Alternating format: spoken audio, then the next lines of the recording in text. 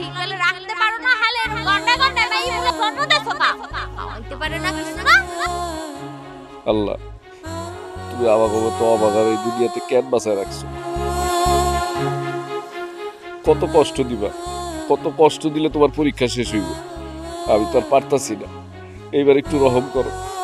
আজকের দিন না হয় জোগাড় করছি খাবার কালকে কই থেকে খাবার দিব আমি তোমার এই গত তো দেখতে খারাপ না কাস্টমার হিসাবে এই আমি না হয় প্রথমে তোমার কাছে আমনে এইদিকে 3 মাস বাড়ি ভাড়া আটকে আছে তাই বউরে বাড়ি আলাইসা নোংরা নোংরা কথা লিখেছে